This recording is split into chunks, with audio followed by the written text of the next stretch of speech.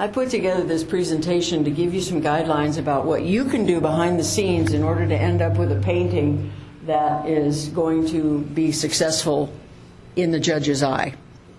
That means what you have to consider when you choose your work, and also what the criteria are that you will have in your brain after today to help you make choices. I'd like you all to have your phones out because I want you to take a picture of a couple of screens so you can take it away with you. And I'll tell you what those screens are so you'll have plenty of time to put your camera up to the thing, zoom in, and take the photograph. Okay, so there are things that we have to consider when you enter a show. And is the painting right for the show is one big question. What Art Show at the Dog Show is not going to accept your still life of sunflowers. That's content. So you want to know what the show's content is geared to be. If you're looking at the bigger shows, they generally have a theme, and you have to pick a piece of work that you are doing or are going to do for the show that carries over on that theme. I've entered Art Show at the Dog Show. It's it's in Kansas City, and they haven't revived it since COVID, but it was an extraordinarily good show to have dog paintings and sculptures shown. But for us as individual hobby artists, how do we make a choice? Well, first, the picture frame. If you're going to send a painting to a juried show, you may not show the frame unless they ask for it, but you will have the painting shipped and they won't hang it if it's not appropriately framed. And they usually spell that out in the prospectus. But when we deal with what's inside the frame, you have to give the viewers an illusion of something going on inside that wood frame that carries a message. And it's kind of cool because when we have any painting at all, we deal with three things: form, the design, how you put it together; the theme, in other words, the response of the viewers who see your work hanging somewhere. In other words, does it move them? Does it make your heart go pitter-patter? And finally, the content. What exactly is it that you are painting on that flat surface? I'm going to talk today primarily about number one up there, form, because form is what you put into the canvas. And if I can guide you on making good decisions about what you put on your canvas, the content can be anything. The way you present it to get the emotional response in the viewer can be anything. I can't affect that, but I can certainly affect form as far as giving you guidance on how to make a good painting that the judges go, wow. And that's what the rest of this presentation is about. So, don't look at the right, that's part of it. But form is the end result of putting the elements and principles of design together. It develops the unity of a finished piece. And I can't tell you how many artists have missed out on this huge aspect of making good choices about the work they create. So here, the first one you want to photograph. Is it okay to take a picture of this? Please, I'm telling you now, take pictures. But this will be online with the audio backdrop edited slightly, so it sounds better. And if I get it. Design elements. This is the junk that you throw at a canvas. You throw a line up there, you throw a shape up there, you throw a contoured drawing up there, you make it light and dark, and you make it textured, you put color into it, you make it three-dimensional, and you deal with perspective. That's the stuff of design. But that's not all. Right now I'm going to show you some examples of all of those, because these are the things you want to think about as you make your art. Because I guarantee you the judge is doing that.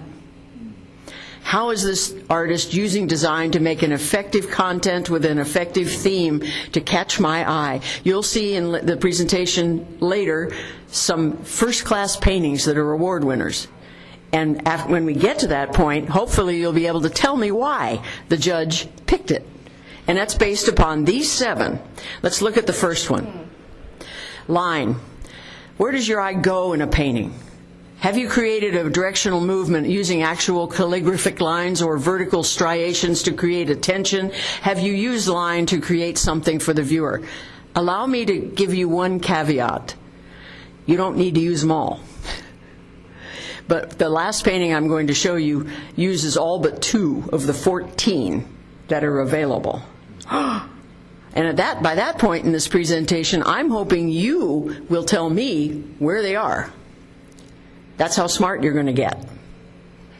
You promise? I promise. This is a Milt Kobayashi painting. Milt Kobayashi is known for his use of shape, the element of shape in all of his paintings. Notice the turquoise, the blue, the gray, the brown, the pink, the leg blue, white. All of those are basically just shapes. Where he goes cray-cray is in the model's form and face. But he's known for shape as being a massive element in his work. Flat, two-dimensional, nothing exciting, but there they are, shapes. There's also an artist named Rothko. And his paintings are all about fields of color. Again, shape. He makes paintings that are massive. They're the size of these doors and windows, and you walk up to them and you completely get swallowed in by them. That's why he's so well known for doing nothing but putting this on the wall. But shape is his forte. Then there's value, black and whiteness. When you deal with value, you create a contrast, which allows the viewer to have a place to go to rest, a place to travel. In other words, value allows you to set up movement in a painting. And value is absolutely essential for creating dynamic paintings. Dealing with light and dark. We'll get a little more into that, but I'd like to give you the idea of the notan. Now, this is a new term. For me, I grew up without it. Notan is a Japanese word meaning light and dark. And if you have a black pen and a gray pen, you can do these little sketches to plot out your value structure in your pieces before you ever add a niche of color. And that's a good thing, because that allows you to fix your mistakes before you're fixing mistakes.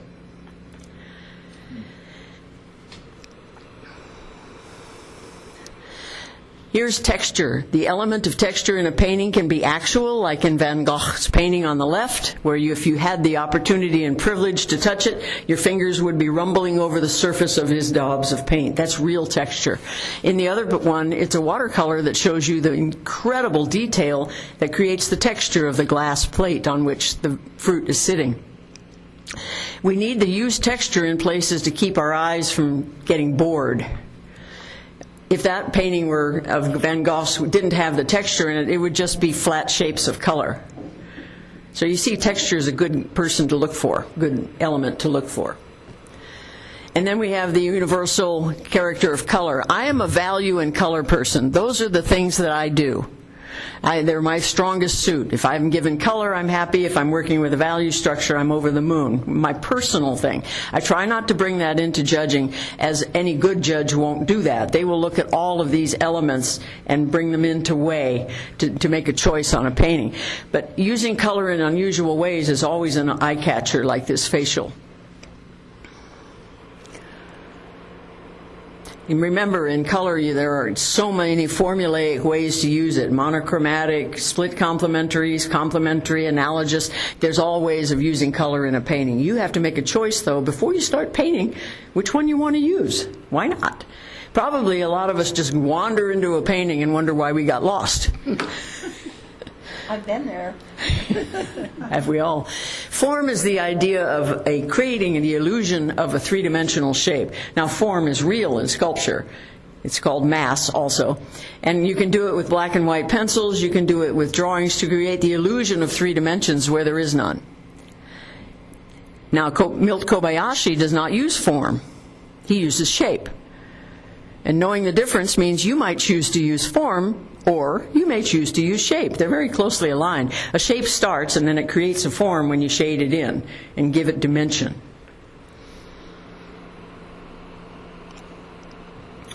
Okay, and the last one is space, and that is what is around and between anything in that two-dimensional surface. Now, space is also referred to as perspective.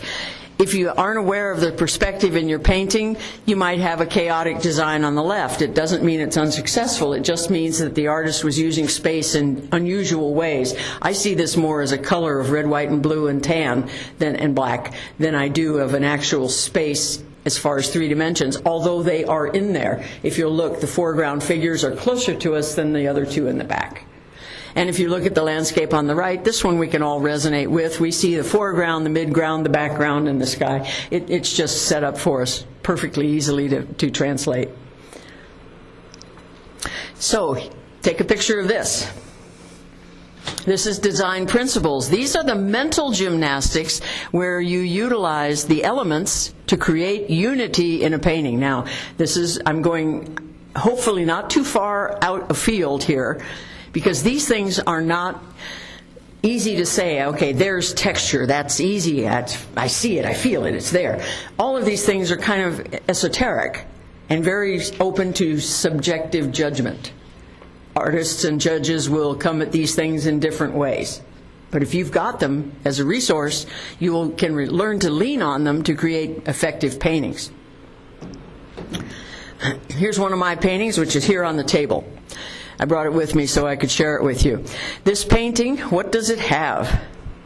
What holds it together? Unity holds it together because of the brushwork that's all the same all over the place. That holds it together. How about variety? Well, no brushwork is the same. There's no picket fences in this painting. And then we have repetition because we have repeating things like the 3 horizontal lines through the legs. That creates an interest to the eye. And I'm using these things to show you that in every painting, I may not actually think about these things, but I can certainly find them later. Balance. This is a symmetrical painting, not asymmetrical at all. There's a left, there's a right, there's a center, and that bucket is right in the middle. And that's okay for this particular painting.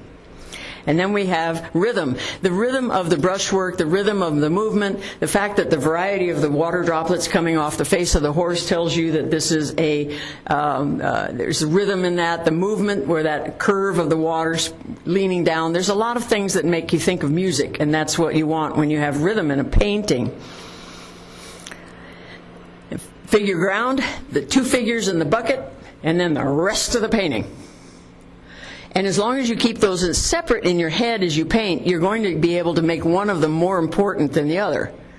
The figure in this case is the horse, the bucket, and the man, and the ground is everything else. There's a foreground, a midground, and a background behind those figures. We have focal point. Gee, what do you look at first? I know, it's the orange shirt and the guy's skin color.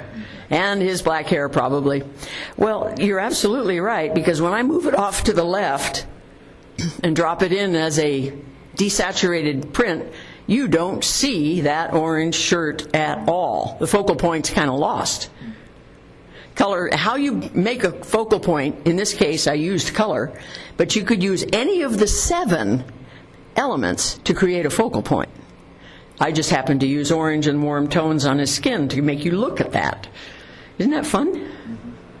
So here's a painting. I want to let you know this painting is no longer in my hands, and for that I'm grateful, because I found out that even the pros make mistakes.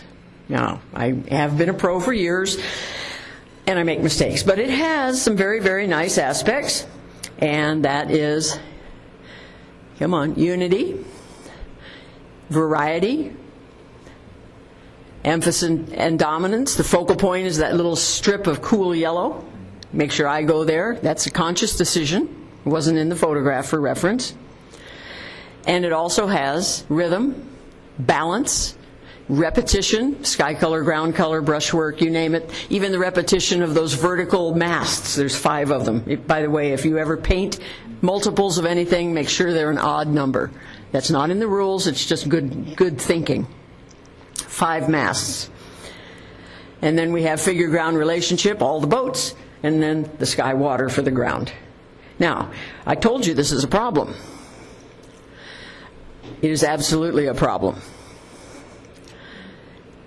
The horizon line is dead center in the middle. I painted this painting. I was so excited about painting this painting. I was having so much fun with the color and the boats and the masts and the reflections and the clouds, and oh, shoot. I designed it poorly because I have a horizontal line straight through the middle. How to fix it? You crop it.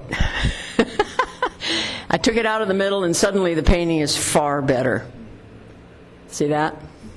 Now you actually look at the sky instead of going bouncy, but between the sky and the ground. So good design means planning where that horizon line is going to be. Now that's not an element and it's not a principle.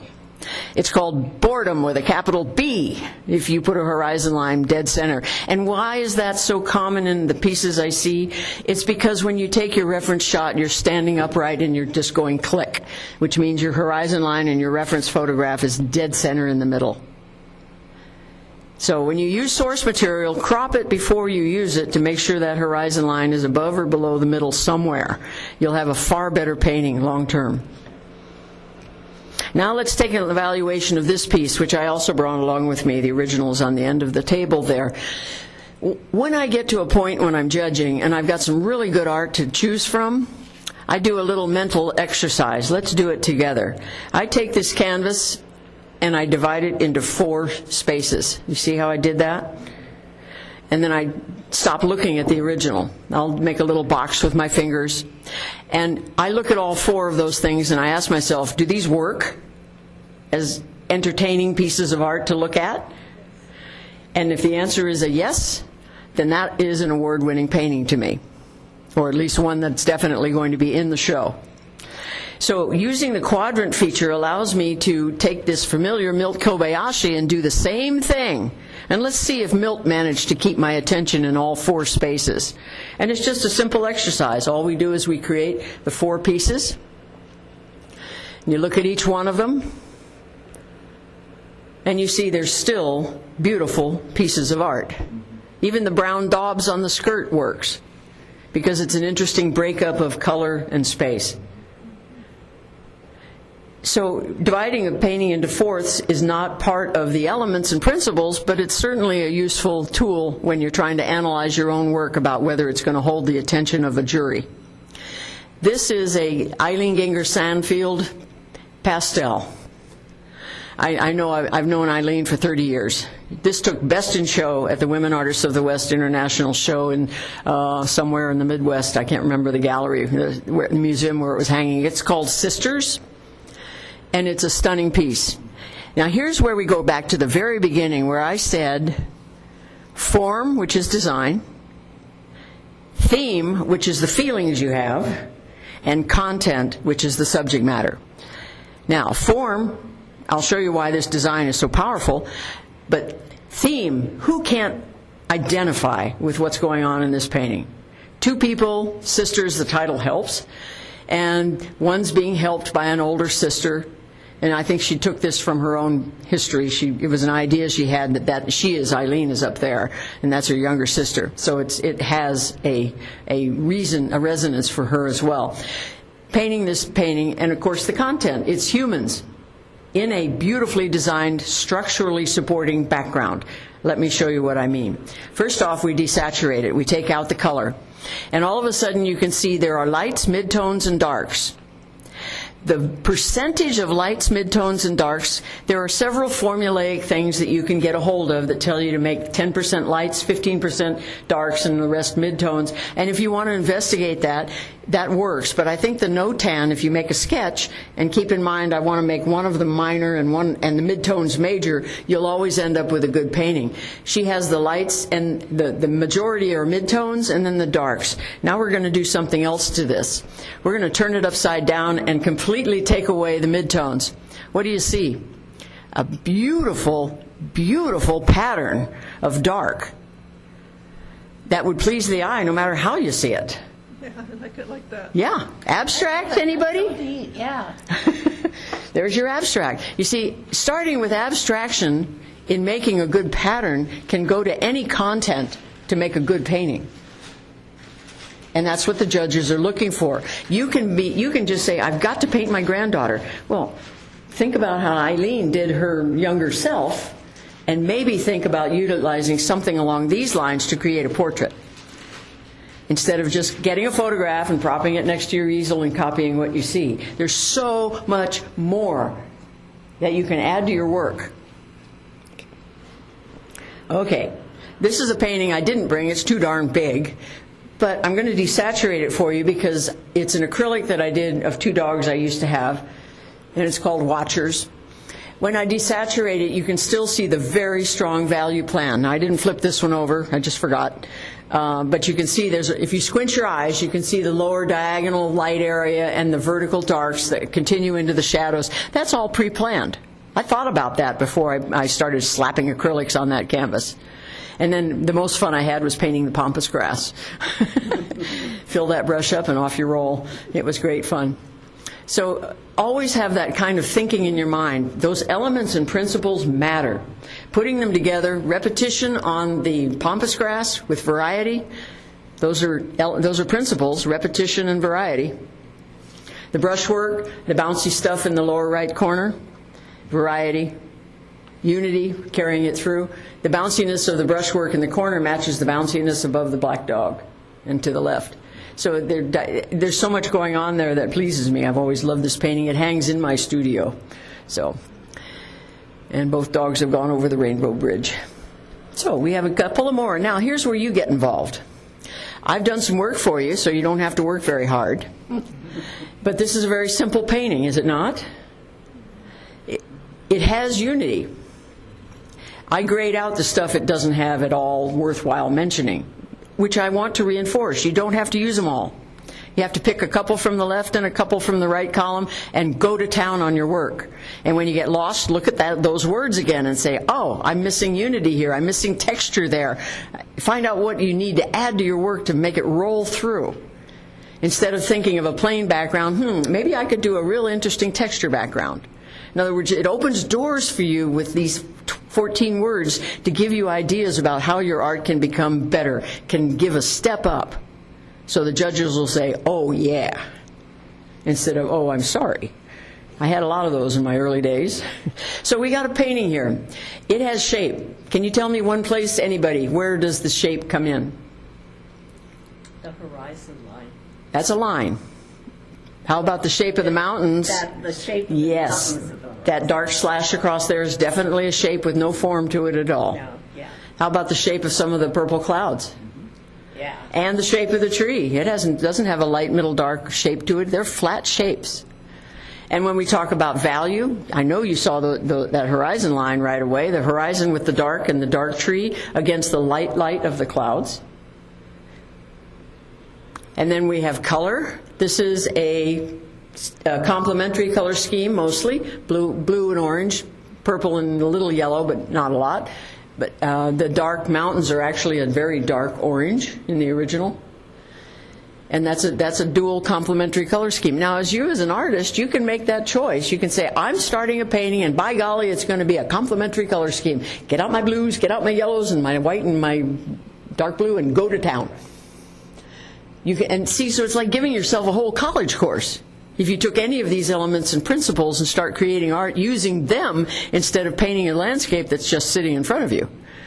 Or put a note and take these little photographs you took of those 14 principles and elements and print them out and put them on your easel. I did that 25 years ago. It makes a difference. So it has unity because the blue holds it all together. The purple holds it all together. The variety is there because of the variation in the clouds and the reflections in the water. The focal point is that little bump on that distant horizon. It's located in the rule of thirds, which most of you know. Yeah, giveaway. And it has rhythm because of the musical quality of the cloud shape whites bouncing through there.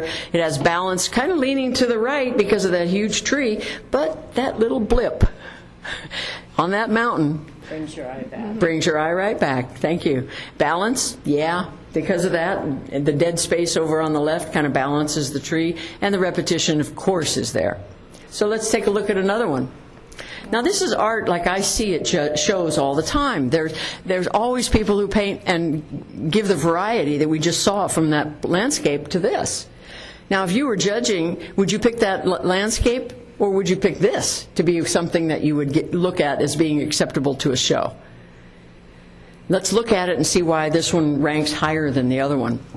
Line, it's got a beautifully distinct line in all of the stems and in some of the brushwork. It has shapes in the form of the poppies, and they have a little contour but not a lot to create the form. They're slightly three-dimensional, but really they're big shapes. And then the background has shapes. Value, you squint your eyes and you see the red is a medium dark and the rest of it is a light area with the calligraphic lines of the stems. It has texture in the form of the background paint marks. That's an illusion. It's just colored paint changing color. And, of course, the form of the flowers doesn't have perspective at all. It's flat as a table. Unity, yes, the reds bounce all over the place. So do the greens. So do the stems. Variety, they're all different. Rhythm, going through each one of those flowers, you can bounce on this painting all day. Boing, boing, boing. And balance, the 3 central poppies hold you. The supporting players are the 4 that are on the edges. So it holds it together with a central focus of balance. And repetition, well, gee, do I have to say any more? And here's the last one, Monet, one of his cathedral paintings. Now this one you can pick out. I took out line and form for you, but this is the masterwork I told you at the beginning. Has it all, except 2. Tell me where you see shape. The buildings. Buildings. Yes, they're a solid shape. How about value? Oh, the color, the oranges, green, or reds, and then the blues that talk to each other. To find value, all you have to do is squint your eyes down tight and look through them, and you'll see the changes in the value, the buildings being much darker, although they're still in the mid-range, than the sky and the water.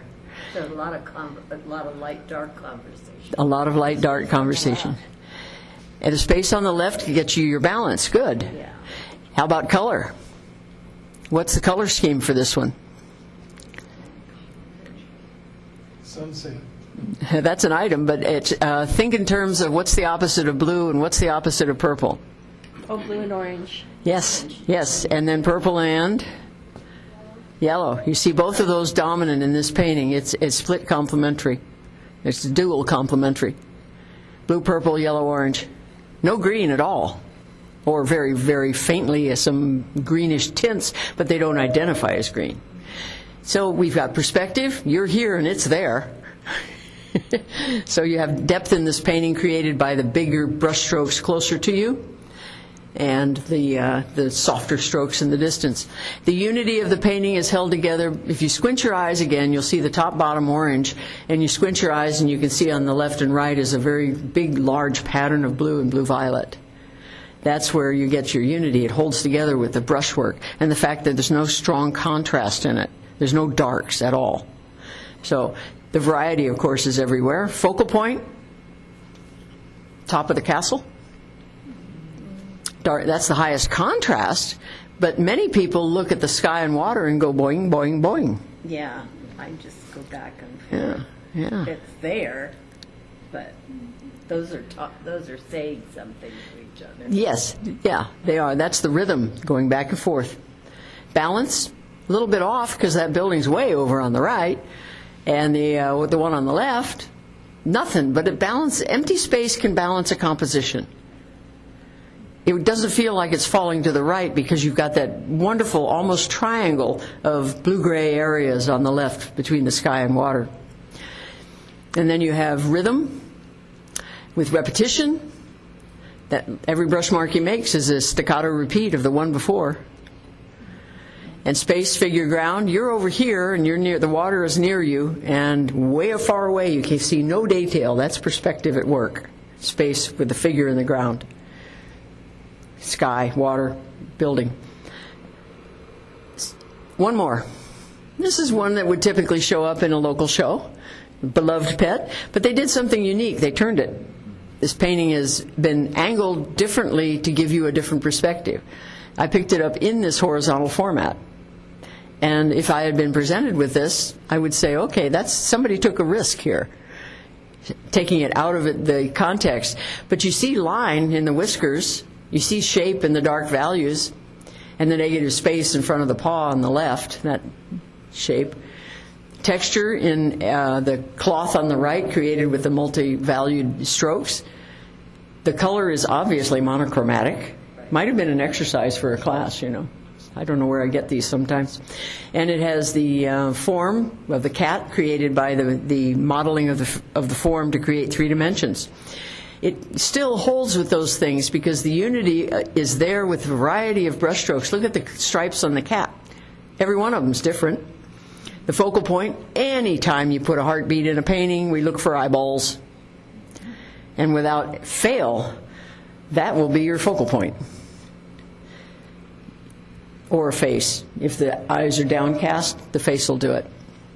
And then you have rhythm and the repetition and of the whiskers and the dots on the cheeks and the stripes. There's a lot of rhythm in this painting where you wander around looking at everything because nothing is identical. That's always a good thing. If you make 3, don't make 4 more like it, is the rule. Because my mother used to make a painting of rocks on the beach, and they were all the same. It was horrible. I love my mother. And so you have the repetition with that one as well. But you need the variety to keep it interesting. So now, it comes time for you to do some thinking.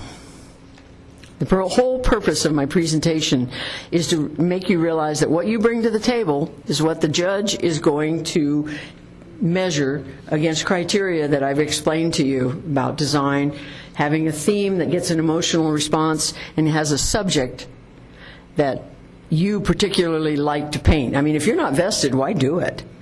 If you go out plein air painting, let this place speak to you. I've stood for 20 minutes waiting for the place to tell me what to paint.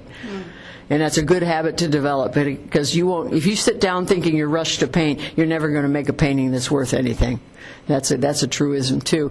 But in working in your own artworks, figure out, and we brought some here, I see some on the table here, and individually I'd like to talk to you afterwards, if your painting is on the table over there, about the design elements and principles that you now know are in the work that you brought here today. Because that would be a gift to me as I close out this talk. And anytime you have a painting that's not working, go to those 14 lists and say, what's missing? What would help this painting? And it isn't about the shape of the eyes. It might be about the placement, because balance might be off. But you can look at it now with this new arsenal of terms to help your paintings go up one level. And when you start a new painting, put that list next to your canvas and say, today on this picture, I am only going to focus on variety and color. Not texture, not form, not space. No. Too much. Can't handle it. Too soon. Variety. And then just start the painting and just make and play, because art shouldn't be work. It shouldn't be hard. When you enter a show, you think, oh, all the marbles are on the table. I've worked so hard on this painting. What if she doesn't like it? Well, it's okay. If you played to make it, it'll show in the end result. If you work at it, believe me, that message is loud and clear. Maybe you won't see it, but I know the judges do. Now, if you don't want to do this to your own work, you can have some real fun with the next slide I'm going to show you. That's bringing me down to the end now. Got 2 more to go. I used to show this to my art students when I was teaching design at the college, and they laugh their heads off. You don't laugh your head off, but it exists. The Museum of Bad Art, or MOBA. There's actually 2 physical locations. They have online at that web address, museumofbadart.org, you can find their collections, and they are epic. However, they all have design elements and principles. What they fail to have is a theme or good content. But that's how the general public looks at art. They want to see theme and content. They don't care about form. They don't care about the unity of a painting. They want to see a beautiful sunset. They want to see.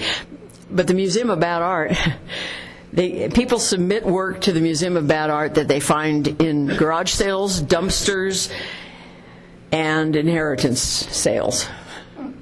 And the galleries are well worth your time, because you can look and you can say, oh, you'll laugh your head off first. But after you calm down and start really looking at these, you'll say, well, it does have line. It does have unity. My goodness, there's real good perspective in here. The original painting, which I will not show you, that started MOBA, is a grandmother sitting in a chair in a field of flowers. But she's not sitting, she's kind of floating above the chair. It's a very interesting painting. And she's kind of dancing because she's wonky. But it's a great painting to start with. And you say, where's the design? Well, it's obviously got center balance. She's right dead center in the middle. And you can start saying, yeah, I understand this now, I hope. Because if you understand it, then I've done my job. And if you like and want to, you can take a picture of that and contact me at any time after this presentation is over. Not about a painting you're going to submit to the show. I can't help you there. I am recusing myself because I've been told I'm the judge. So I can't see the work you're going to enter beforehand. So there you go. Thank you for your time. I hope you learned something. Oh, yes. And then we can look at the other paintings. I'm going to turn off my microphone, this one, and I'm going to talk to you about the paintings I brought along. I like that Alan Squeeze.